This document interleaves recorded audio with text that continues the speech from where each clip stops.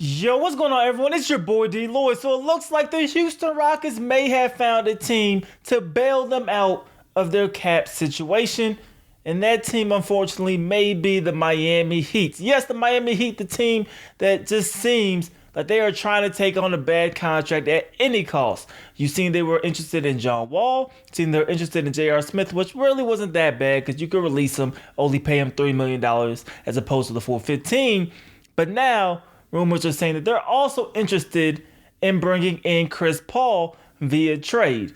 Now, when the Houston Rockets said that they were going to try to trade almost everybody on their roster, everybody was made available, including James Harden. We knew James Harden probably wasn't going to go anywhere. They would like to move Chris Paul, but that Chris Paul contract, and I've been saying this, is terrible. And I didn't see any team that will be really stupid enough to try to go and get a Chris Paul with that deal. I'm not saying he's a terrible player, but getting the type of money that he's making and his age and his injury history, there's really no reason for you to go out there and get a Chris Paul.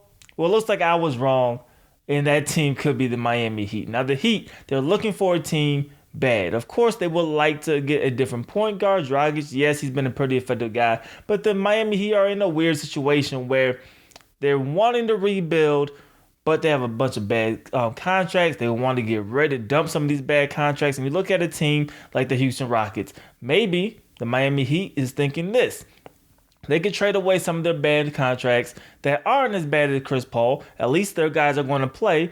The Houston Rockets could then, of course, absorb some of that, move them Chris Paul. They're not stuck with a 35, 36-year-old point guard in the next few years who's making too much money, who probably isn't going to play for the Miami Heat. They get a brand name in Chris Paul. Maybe he could attract some other guys to try to come there. And then, let's be real, still a business. Ticket sales, all that good stuff still increases when you bring in a guy like Chris Paul. You're in the Eastern Conference. You are still competitive to try to make the playoffs. And not a championship contending team by any stretch of the imagination, but you still have a team that can compete. I think that is the ultimate goal for the Miami Heat with this deal. I don't really see any other reason for them to be interested in a Chris Paul, but they are at least reportedly interested in the deal. So, of course, we will see what happens throughout the offseason.